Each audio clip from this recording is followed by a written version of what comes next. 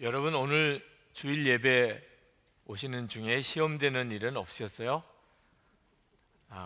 집에서 꼭 교회 갈 때만 되면 싸우시는 분들 오늘은 괜찮으셨습니까? 네. 주차장에서 또 어려움을 겪어서 마음 상하고 지금 계신 분 혹 계신지도 모르겠네요. 우리 예배 안내위원들이 여러분의 자리를 안내를 해주시는데 여러분이 원하시는 자리로 안내를 안 할 경우도 있죠. 그래서 혹시 또 시험 되신 분들이 없었는지 모르겠습니다. 여러분들도 주일에 오시면 하나님의 은혜가 있는 주일이 어떤 때는 시험이 더 많은 날이 되는 경우가 있잖아요. 우리 안내위원들도 어떤 분이 우황청심만 먹고 오신대요. 안내했을 때는 안내를 서서 섬기는 일도 굉장히 시험거리가 많으신 모양입니다. 아마 사무실에도 쉽지 않은 상황이 늘 매주일마다 벌어지고 있다고 들었습니다. 예배 끝나고 난 다음에 엘리베이터 앞에서도 여러분 시험 되지 않으시면 좋겠습니다.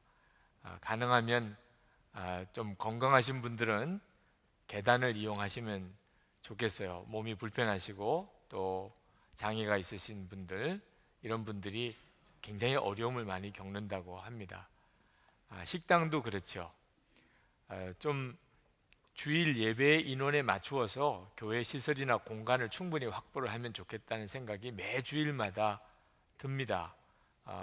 주일 예배를 드리고 난 다음에 이런 어려움 저런 어려움들을 보고 받을 때마다 정말 마음이 쉽지를 않습니다.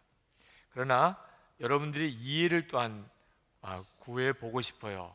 여러분 주일 예배에 참여하는 인원 위에서 주차장, 식당, 엘리베이터 다 시설을 갖추면 그럼 한 주간 내내 또 그 시설은 다 비어 있어야 합니다. 그러니 간단한 문제만은 아니죠. 우리가 만약에 주일 예배를 드리러 오실 때 내가 오늘은 좀 불편하게 지내리라 이런 마음의 각오만 하실 수 있다면 지금 있는 이 시설을 가지고도 얼마든지 우리가 예배를 드릴 수 있으리라고 생각이 듭니다. 그게 하나님을 경외하는 마음일 수도 있잖아요. 그죠? 어지간하면 엘리베이터가 아예 없다고 생각하시면 되고, 또 엘리베이터를 꼭 이용하셔야 될 사정이시면 너무 급히 서두르지 마시고 예배 후에 충분히 기도 시간을 가지시고 여유 있게 움직이셔도 되리라고 싶고요. 그리고 주변에 있는 상황을 잘 보셔서 어떻게 하면 내가 다른 사람을 더 섬길까 하는 마음만 가져주시면 충분히 우리가 주일을 시험되지 않고 보낼 수 있으리라고 생각합니다. 그래도 참 이상하게 은혜가 많은 날에 시험되는 일이 또 많이 생깁니다. 저는 성경을 보면서 선뜻 받아들여지지 않았던 구절 중에 하나가 하나님께서는 감당치 못할 시험은 주시지 않는다라고 하시는 말씀이었어요.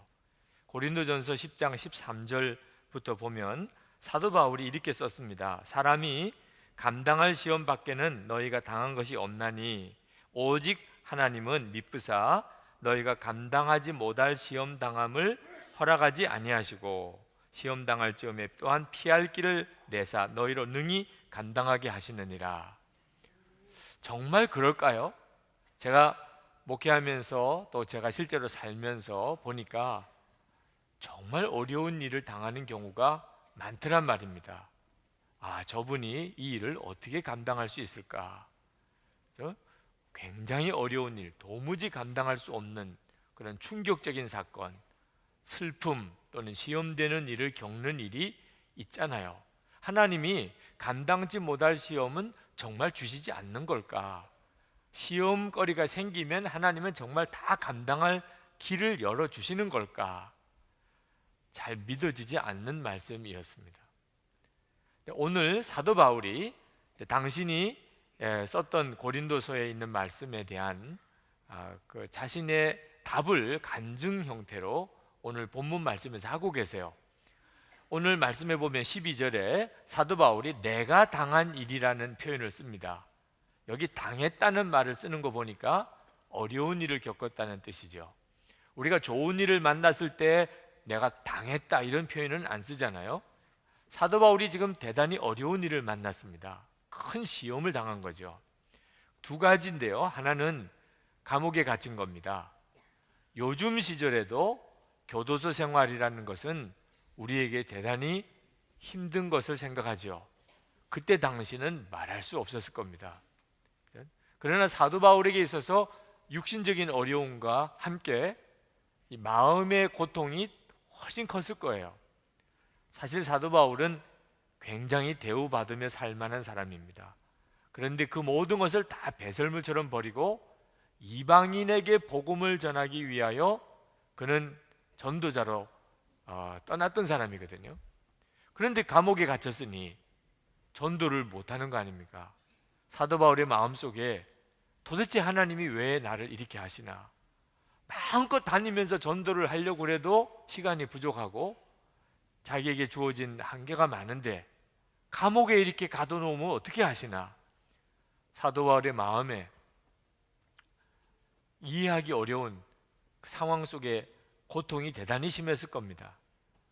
게다가 사도 바울이 또 하나 마음이 힘들었던 것은, 사도 바울이 감옥에 갇히니까 깜짝 놀라게도 교회 지도자들, 평소에 다 사도 바울이 알던 사람들이에요. 그런데 그들이 사도 바울에 대하여 비난을 하는 거예요. 왜? 교회 지도자의 자리를 자기가 차지하겠다는 거죠. 그동안에는 사도 바울 때문에 자기가 지도자가 되지 못했는데 이제 사도 바울 감옥에 들어갔으니 이제 내가 그 자리를 차지해야 되겠다, 이런 생각을 하고 열심히 교회 일을 하기는 하는데 동기가 아주 안 좋은 사람, 사도 바울에게 그런 사람에 대해 소식이 들려와요. 사도 바울이 감옥에 있을 때 또 얼마나 마음이 무너졌겠냐 말입니다. 배신감이라는 것이 우리가 겪는 고통 중에 제일 큰 거죠. 그런데 말씀을 보니까 참 놀랍게도 사도 바울이 18절 맨 마지막에 가서 사도 바울이 기뻐하고 또한 기뻐하리라, 그렇게 말을 합니다. 아무리 시험이 커도 뭐 기뻐하게 됐으면 그러면 문제가 될 게 없지요. 사도 바울이 시험을 넉넉히 이긴 거죠. 진짜 하나님은 시험 당할 일을 주시지 않고 또 시험 당하면 항상 이길 힘을 주신 것이 맞죠. 사도 바울의 고백입니다. 어떻게 그럴 수 있었죠? 사도 바울이 그런 시험을 당하고도 그가 오히려 기뻐하고 또 기뻐하리라고 고백할 수 있었던 힘이 무엇일까요? 이미 지난번 시간에도 살핀 것처럼 예수님이십니다. 사도 바울이 믿은 예수님은 그냥 머리로만 아는 예수님이 아니고 정말 함께 계시는 예수님이셨어요. 예수님이 사도 바울과 함께 계셨기 때문에 예수님께서 사도 바울이 겪은 모든 일에 대한 하나님의 섭리와 계획을 가르쳐 주셨어요. 그리고 사도 바울이 감옥에 갇혔지만 사도 바울이 사실 걱정하고 염려할 게 없다는 사실도 예수님으로 인하여 사도 바울이 알게 되었습니다. 그래서 사도 바울이 완전히 바뀌어진 거예요. 오늘 이 본문 말씀 12절에 보면 내가 당한 일이라고 나왔다가 그 다음에 도리어라고 말합니다. 12절에 보면 형제들아 내가 당한 일이 도리어 복음 전파의 진전이 된 줄을 너희가 알기를 원하노라. 그러니까 사도 바울은 감옥에 갇혔을 때 내가 전도의 문이 이제는 막혔구나, 전도할 수 없게 됐구나, 사도 바울도 그렇게 생각했던 것 같아요. 그런데 알고 보니까 감옥에 갇힌 것으로 인해서 훨씬 더 전도가 많이 됐다는 거죠. 참 놀라운 일이죠. 그걸 사도 바울이 어떻게 깨달았는가? 예수님 때문이에요. 사도 바울은 이 빌립보서 1장을 쓸 때 그는 자기가 로마 감옥에 있었지만 감옥에 있는 나 사도 바울이 이렇게 말 안 하고 그리스도 안에 있는 사도 바울 자기를 그렇게 고백했어요. 자기는 예수님 안에 있다고 생각했죠. 오늘 본문 12절 18절에도 사도 바울은 두 번이나 그리스도 안에라고 표현을 합니다. 그러니까 사도 바울은 항상 자기가 예수님과 함께 있었던 것을 분명하게 알았어요. 예수님께서 사도 바울에게 모든 비밀을 가르쳐 주셨어요. 그러니까 시험이 될 일이 없었던 거죠. 사도 바울의 간증을 간단히 말씀을 드리면, 사도 바울이 로마 시위대 감옥에 갇혔다고 그랬습니다. 이 시위대라고 하는 말은 로마의 친위부대, 황제의 친위부대입니다.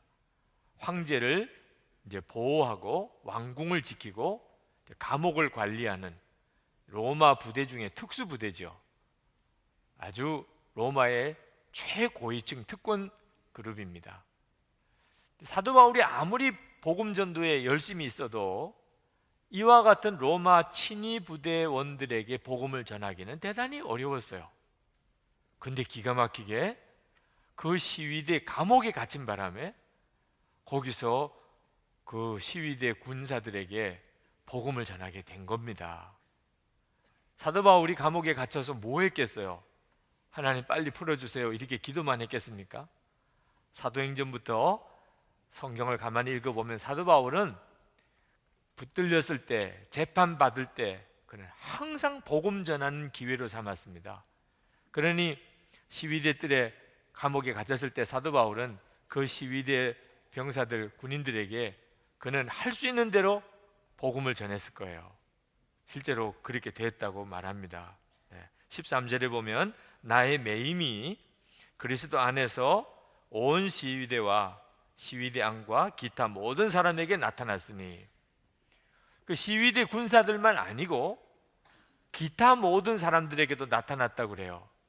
사도 바울은 재판을 받으려고 갇혀 있는 겁니다. 그러니 재판을 받으려면 이제 신문도 해야 되고 그리고 이제 재판도 해야 되니 그 로마의 그 재판 과정에 있었던 모든 사람들을 상대로 사도 바울은 복음을 전할 수가 있었어요. 재판 받으면서. 그리고 감옥에 있다 보니까 별의별 죄수들이 들어오고 나가네요. 그러니까 들어오는 죄수들에게 다 복음을 전한 거죠. 그 중에는 정치범들도 있었겠죠. 로마의 고위층에 있었던 사람들 중에도 감옥에 들어온 사람들이 있었단 말입니다. 그러니 참 신기한 일이 벌어졌어요. 그전에는 사도 바울이 다니면서 복음을 전했습니다. 근데 이제는 앉아서 이제 접수 받아가면서 복음을 전하게 된 거죠. 그것도 로마의 최고위층 특권 계층에 있는 그 사람들에게 복음을 전했어요. 로마 박해사, 기독교 박해사를 가만 보면 잘 이해가 안 되는 부분이 나옵니다. 그것은 한동안 무지막지한 박해를 해요, 기독교를. 그러다가 한순간에 기독교 국가가 돼버립니다, 로마가. 어떻게 이런 일이 벌어질까? 여러 가지 이유가 있겠지만 가장 중요한 이유 중에 하나는 로마의 권력층이 예수를 믿었던 거예요. 로마의 권력층이. 빌립보서 4장 22절에 가면 사도 바울이 이제 빌립보서를 다 끝내면서 이제 빌립보 교인들에게 로마 교회 교인들의 안부를 전합니다.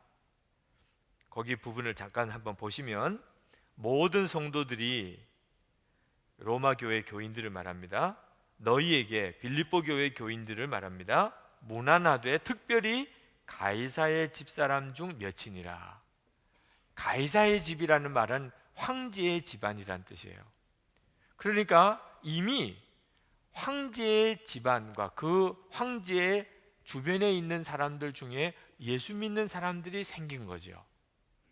시위대 감옥에 갇혔기 때문에 그런 일이 벌어진 거예요. 사도 바울이, 예수님께서 사도 바울이 감옥에 갇혀서 답답해할 때 그 놀라운 사실을 사도 바울에게 가르쳐 주었을 거예요. 너 절대로 두려워하지 마. 답답해하지 마. 이제 놀라운 일이 일어날 거야. 너로 인해서 이 로마가 복음화가 되는 역사가 일어나게 될 거야. 사도 바울이 그 사실을 알고는 황홀했어요. 그래서 그 비밀을 걱정하는 빌립보 교인들에게 전해주려고 한 겁니다. 걱정하지 마세요. 내가 감옥에 갇힘으로 인해서 복음의 진보가 더 놀랍게 나타났습니다. 사도 바울이 감옥에 갇힌 것 때문에 그때 당시의 교인들 중에 많은 사람이 전도자가 되었습니다. 왜냐하면 사도 바울이 감옥에 갇혔으니 복음을 누가 전하냐 말입니다. 그래서 많은 사람들이 우리가 복음을 전해야 되겠다. 그래서 전도자로 일어났어요. 사도 바울은 내가 감옥에 갇히면 누가 전도할까? 그런 걱정이 그에게도 있었겠지요. 근데 나중에 되어지는 일을 보고 나니까 이게 놀라운 일이 벌어졌어요. 14절에 보실까요? 형제 중 다수가 나의 매임으로 말미암아 주 안에서 신뢰함으로 겁없이 하나님의 말씀을 더욱 담대히 전하게 되었느니라. 사도 바울 때문에 오히려 전도자가 더 많이 일어났어요. 이것도 참 놀라운 일이죠. 물론 사도 바울의 마음을 힘들게 했던 사람들도 그 중에 있습니다. 그 사람들은 좋은 의미로 전도를 한 게 아니고 사도 바울의 위치를 빼앗으려고, 존경을 받는 사도 바울이 감옥에 들어가니까 이제 내가 교회 지도자다, 이런 마음으로, 사도 바울을 시기 질투하는 마음으로 그가 열심히 전도를 했어요. 이런 사람들이 있었습니다. 그런 사람이 15절에 나오는 투기와 분쟁으로 그리스도를 전파하는 사람, 16절에 나오는 바울의 매임에 괴로움을 더하게 할 줄 생각하여 순수하지 못하게 다툼으로 그리스도를 전파하는 사람이라고 나옵니다. 자, 이런 사람들의 존재가 사도 바울을 몹시 마음 아프게 했지만 주님이 사도 바울에게 그 점도 깨우쳐 주셨어요. 너 너무 기분 나쁘게 생각하지 마라. 결국 보아라, 이렇게 전하든 저렇게 전하든 열심히 예수 그리스도와 복음을 전하는 거 아니냐. 그러니 결과를 보고 나니까 다 예수님을 더 많이 전하게 되었어요. 사도 바울이 주님 그렇군요, 저로서는 좀 기분 나쁜 일이긴 하지만 결국 예수님의 이름이, 주의 복음이 전해졌으니 너무 기쁘네요. 예수님의 복음이 전해진 거군요, 결과가. 그래서 그가 기뻐하고 또 기뻐하노라, 그렇게 말을 했던 겁니다. 참 대단하지요. 사도 바울이 정말 예수님과 살아있는 교제를 나누고 주님이 항상 사도 바울과 함께 계셨구나 하는 분명한 증거입니다. 예수님 아니면 이런 문제들의 시험거리를 이렇게 쉽게 극복하고 또 오히려 기뻐할 수가 없는 거죠. 우리들도 마찬가지입니다. 예수님, 우리와 함께 계시는 그 예수님 때문에 시험될 일이 없다는 거 아십니까? 여러분이 만약에 지금 시험에 사로잡혀 있다면 예수님을 바라보지 못하고 계실 거예요. 예수님을 바라보지 못하니까 시험거리가 되는 거죠. 사람이 한번 어려운 일을 겪어보면 그가 예수님을 바로 믿는지 아닌지를 알게 됩니다. 시기 질투의 시험도 마찬가지입니다.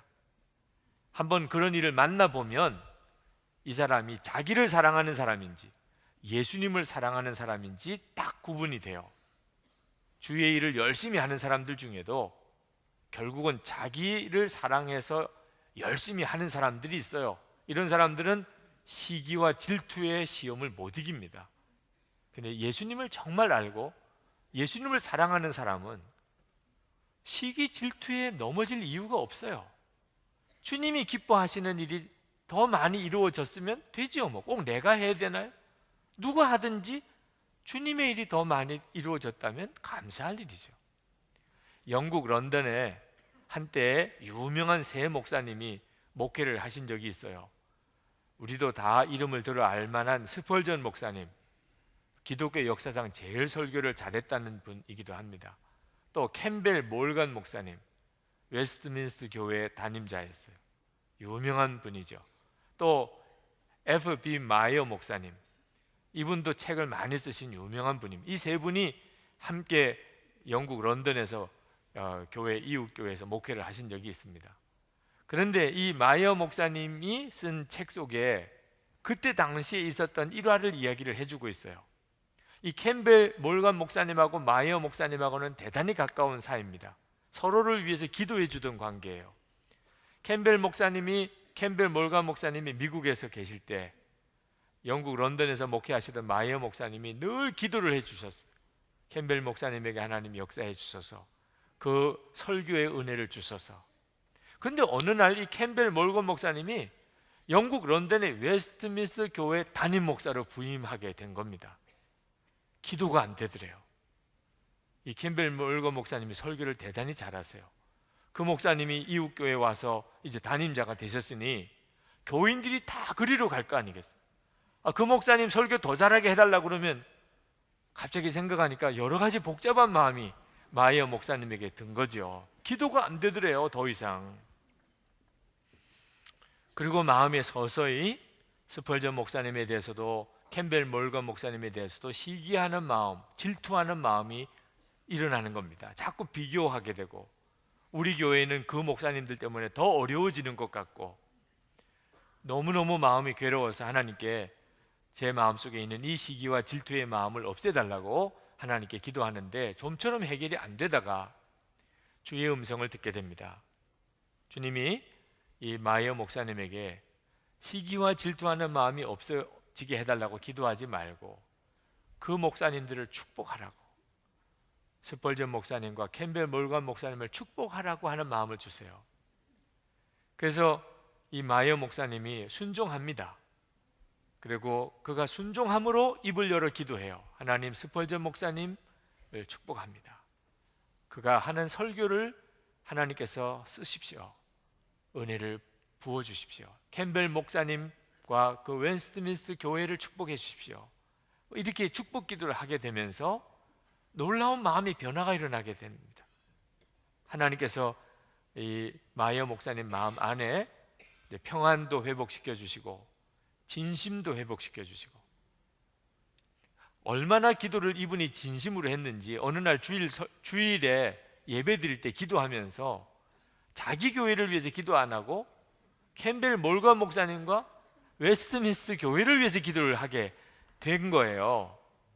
하나님, 캠벨 목사님 오늘 설교에 은혜를 주시고 오늘 웨스트민스터 교회 안에 많은 부흥이 있게 해달라고, 그리고 자리가 모자라서 사람들이 그렇게 많이 모이게 되면 그 사람들이 우리 교회로 오게 해달라고, 이렇게 유명한 일화입니다. 그렇게까지 기도할 정도로 정말 진심으로 캠벨 몰건 목사님을 위해서 기도를 했어요. 이 세 분 목사님께서 그때 영국 런던 안에 하나님의 놀라운 부흥을 감당하신 참 귀한 동력자들이 되셨어요. 다 세 교회가 다 부흥됐고요. 우리 안에 예수님 정말 계시고 그 예수님이 우리를 인도하시지 않으면 아무것도 아닌 일 때문에 동력자들끼리 서로 싸우고 갈라집니다. 다 주의 일을 하면서도 결국은 자기예요. 나는 어떻게, 나는 어떻게. 그 마귀의 시험을 견딜 수 있는 재간이 우리에게는 없습니다. 예수님 바라보는 눈이 뜨인 사람만 이게 나요. 시험 될 일이 없어요. 마귀가 우리를 시험에 넘어뜨리려고 하지만 우리가 예수님을 알면 시험 될 일이 없어요. 여러분, 정말 믿으세요. 하나님은 우리가 감당치 못할 시험 주시지 않습니다. 어떤 시험이 와도 다 하나님은 피할 길을 열어주세요. 그러나 여러분, 오해하지 말 것은, 그러니까 하나님이 이제부터 나에게 작은 시험만 주시겠구나, 감당치 못할 시험은 안 주신다고 그랬으니까 큰 시험은 안 주시겠구나, 이렇게 생각하지는 마세요. 하나님이 우리에게 약속하신 것은 시험을 작은 것만 주시겠다는 뜻이 아닙니다. 스데반 집사님은 예수님의 부활을 증거하다가 돌에 맞아 순교하셨잖아요. 하나님께서 스데반 집사님에게는 왜 그렇게 큰 시험을 주시나요? 우리가 하나님으로부터 어떤 연단을 우리가 당하거나 하나님이 또 우리가 어떤 시험 당할 때 그것을 허락하실 때 어떤 크기를 줄여주시는 게 아니에요. 하나님이 우리에게 하시는 약속은 그 시험을 이기게 해주시는 겁니다. 그것은 우리와 함께 계시는 예수님을 분명히 만나는 눈을 열어주시는 거예요. 스데반 집사님이 돌에 맞아서 순교하는 이런 기가 막힌 상황에 처해졌을 때 스데반 집사님은 이겼어요. 그가 마지막에 운명하면서 자기에게 돌 던지는 자들을 향하여 저들의 죄를 사하여 달라고 하나님께 기도하고 그는 숨을 거두었습니다. 시험 이겼죠. 어떻게 그럴 수 있었을까요? 예수님을 보았기 때문입니다. 하나님의 보좌 우편에서 내려다보시는 예수님을 바라보면서 스데반 집사님 안에 그는 돌에 맞아 죽을 수 있는 그 시험도 이길 힘이 생겼어요. 우리도 마찬가지입니다. 우리가 예수님이 나와 함께 계시는 것을 내가 분명히 알고 그 눈이 뜨이는 순간에 더 이상 내가 이길 수 없는 시험은 없어집니다. 모든 시험을 이기게 돼요. 여러분, 정말 예수님을 이렇게 믿어야 합니다. 지난 2007년을 이제 계기로 우리 한국에 어게인 1907이라고 하는 집회가 교단마다 연합 집회로 많이 열렸어요. 우리 한국 교회가 지금 상당히 어렵잖아요. 그때 우리 모두 마음에 이 한국 교회에 하나님이 새 부흥을 주셔야 된다고 다 생각했어요. 저는 그것이 하나님의 뜻이라고 분명히 믿습니다. 근데 한국에 부흥이 일어났던 해로부터 100년이 되었어요. 그때 많은 사람들의 마음에 이 1907년 부흥의 100주년이 되던 2007년을 계기로 하나님이 우리에게 다시 부흥을 주시면 좋겠다. 그래서 어게인 1907이라고 캐치프레이즈를 내걸고 집회들이 막 열렸습니다. 너무너무 간절하게 기도했고 사모했고 모였어요. 여러분 중에도 그런 집회에 참여하신 분들이 많으실 겁니다. 그런데 우리가 실망에 빠졌어요. 2007년이 지나고 2008년이 지나고 2009년이 지나고 무슨 특별한 일이 안 일어났어요. 무슨 시한부 종말론 지나간 것 비슷하게 뭔가 일어날 것처럼 생각했다가 아무 일도 없이 지나가 버렸어요. 그래서 한국 교회 안에 지금 연합 모임에 대한 열기가 확 꺾어지기도 했어요. 하나님이 역사를 안 해주시는구나. 어게인 1907이라고 했는데 왜 하나님은 역사 안 해주시나? 근데 저는 하나님께서 우리의 간절한 기도와 소원을 절대로 외면하지 않으셨다고 믿습니다. 그리고 다시 부흥을 주시는 것이 하나님으로부터 온 역사라고 믿어요. 우리가 애초에 하나님이 새 부흥을 주시는 것이 어떤 건지에 대해서 명확히 몰랐던 거예요. 1907년에는 그때 당시에는 말입니다, 한국교회 성도들이 성경에 대한 지식이 대단히 적었어요. 성경을 제대로 읽어본 교인들이 별로 없었어요. 그때 당시에는 하나님이 정말 살아계시다는 확신도 대단히 부족했어요. 그때 당시에는 예수님을 믿으면 속죄함을 받는다는 복음에 대해서도 모르는 사람들이 제대로 많았어요. 죄가 뭔지도 몰랐어요. 교회 다니면서도 노름하는 사람, 교회 다니면서도 두 번째 부인 얻는 사람, 이런 사람들 많았어요. 그게 죄라는 의식이 없었어요. 하나님께서 그때 당시 한국 교회 교인들에게 하나님께서 하나님의 살아계심을 보여주셨어요. 성령이 임하시고 그리고는 죄가 뭔지를 깨달았어요. 통에 잡아가는 역사가 일어나고 그리고 우리의 모든 죄를 씻어주시는 십자가의 복음에 대해서 알게 됐어요. 말할 수 없는 은혜가 넘쳤어요. 찬송이 터졌어요. 기쁨이 터졌어요. 전도에 열심이 생겼어요. 그리고 성령의 역사가 나타나면서 갖가지 은사들이 나타났어요. 한국교회가 완전히 뒤집어졌죠. 그리고 한국교회에 부흥이 일어난 겁니다. 그러니까 1907년에는 하나님의 살아계심에 대한 확신도 없고 성령을 받아본 적도 없고 죄에 대한 회개도 없었고 십자가 속죄의 복음에 대해서도 몰랐고 이랬던 수준에서 일어났던 부흥이에요. 근데 지금 그때 그 부흥이 지금 다시 그 모양으로 일어날 거라고 생각하고 기도하면 안 되죠. 이미 여러분들 중에 처음 교회에 오신 분들도 많으시겠지만 예수님의 십자가의 속죄의 복음 정도는 다 아시죠? 여러분 성경에 대해서 이제 어지간히 아시죠? 뭐가 죄인지 아닌지 아시죠? 여러분 중에 성령 체험을 하신 분들도 많으실 겁니다. 이미 성령님이 우리 가운데 오셨다는 걸 우리가 다 알아요. 자, 이와 같은 때에 하나님은 우리에게 어떤 부흥을 주셔야 되죠? 다시 1907년처럼 그런 역사를 우리 가운데 주셔서 그게 무슨 부흥이 되겠어요? 저는 하나님께서 우리에게 허락하시는 부흥이 살아계신 예수님을 만나는 것입니다. 살아계신 예수님을 만나야 돼요. 우리는 예수님에 대해서 이제 많이 알아요. 많이 들었어요. 그런데 그 예수님을 살아계신 주님으로 만난 사람은 적어요. 예수님을 정말 마음에 모시고 주님과 동행하는 사람이 너무 적어요. 주님은 분명히 우리 가운데 오셨는데 우리가 주님을 몰라요. 그래서 우리가 삶에 문제가 있는 거예요. 예수님을 만나고 그 눈이 뜨이고 난 다음에 예전처럼 살 사람은 아무도 없어요. 예수님이 살아계신 주님을 만나고 난 다음에 시험될 일이 없어요. 이 부흥이 이제 하나님이 우리에게 허락하실 부흥이에요. 예수님을 정말 살아계신 주님으로 만나는 거죠. 근데 이 일이 이루어지고 있어요. 지금 한국 땅에, 한국 교회 안에 예수님을 살아계신 주님으로 분명히 만나는 은혜의 눈들이 열리고 있어요. 우리 교회도 24시간 예수님을 바라보는 영성 일기를 지금 쓰는 운동을 하고 있지요. 우리만 아니더라고요. 곳곳에서 이제는 한국 교회 안에 예수님을 살아계신 주님으로 만나자, 나는 죽고 예수로 사는 그런 믿음으로 살아야 한다는, 여러분 교회 서점에 한번 가보세요. 그런 책들이 얼마나 많이 쏟아져 나오고 있는지. 전에 그러지 않았습니다.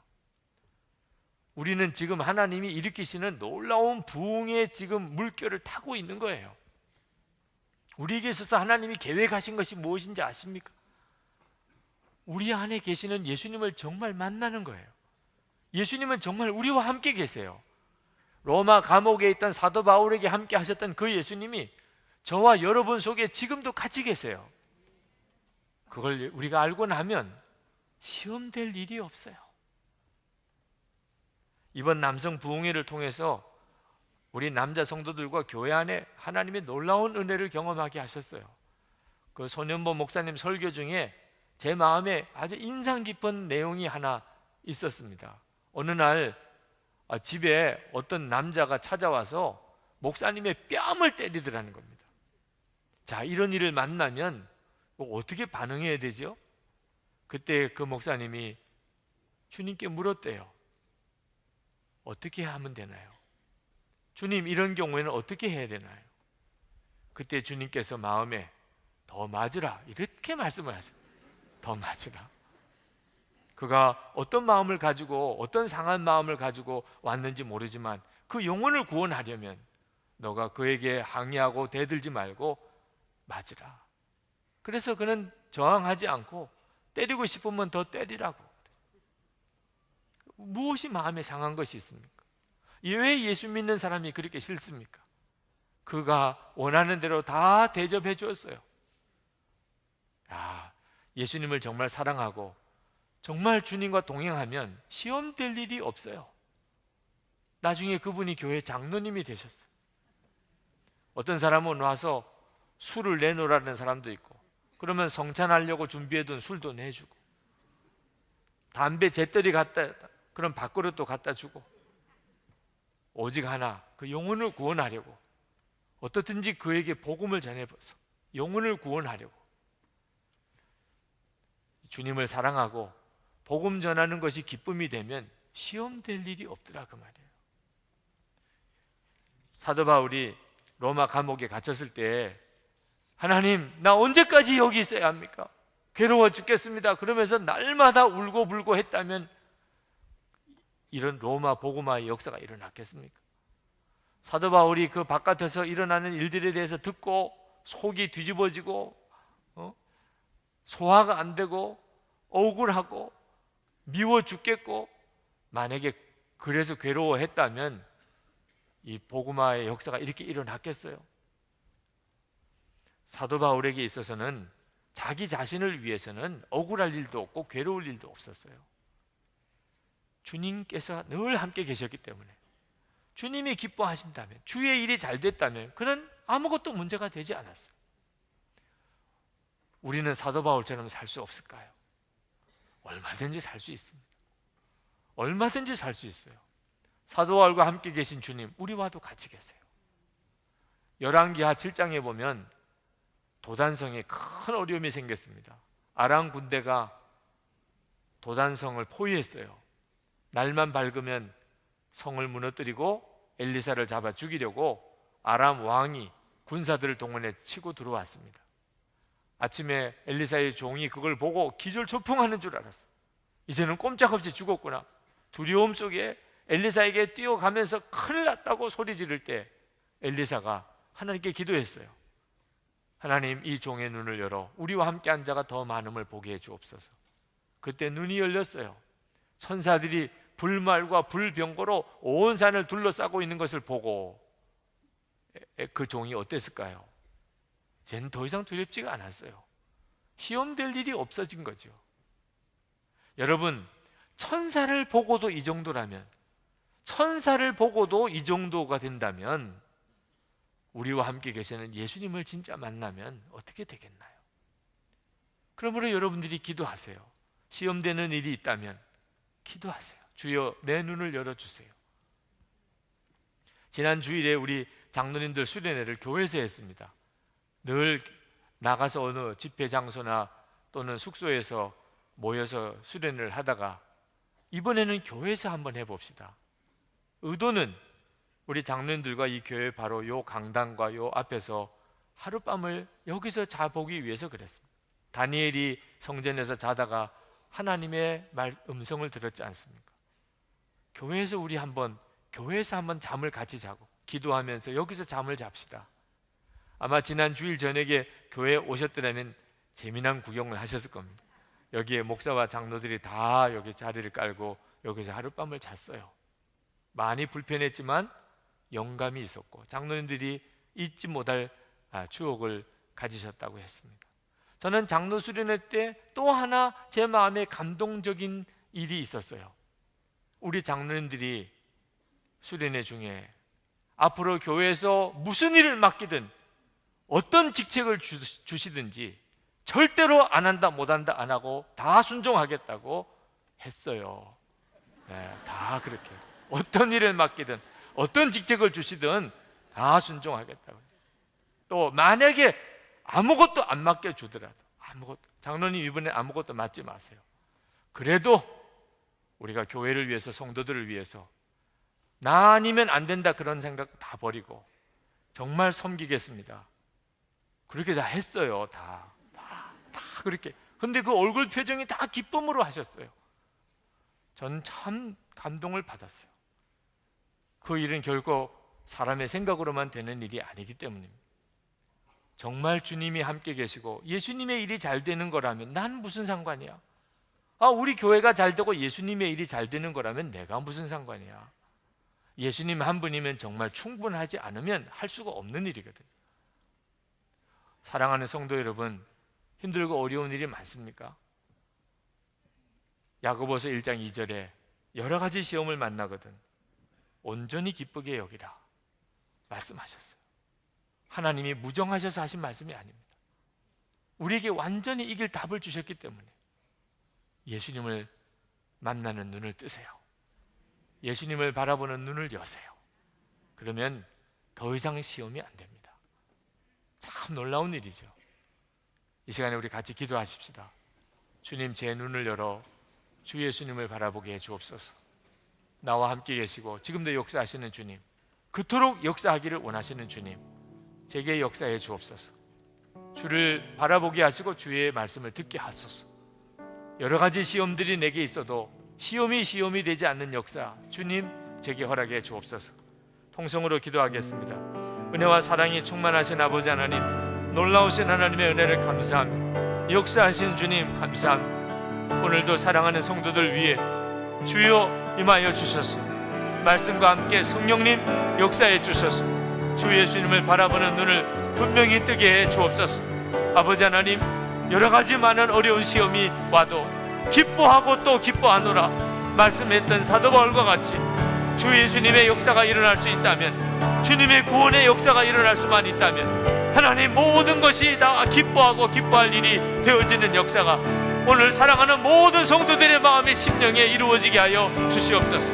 아버지 하나님, 놀라웠고도 충만한 주님의 은혜 역사를 믿습니다. 이 시간에도 말씀과 함께 역사하시는 성령의 역사를 믿습니다. 아버지 하나님, 우리의 마음속에 있는 시험의 원인이 무엇입니까? 주를 바라보지 못하기 때문입니다. 주여, 주여, 우리의 눈을 더욱 분명하게 뜨게 해주소서.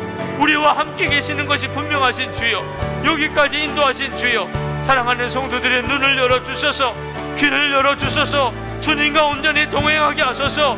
주님을 따라 살게 하여 주옵소서.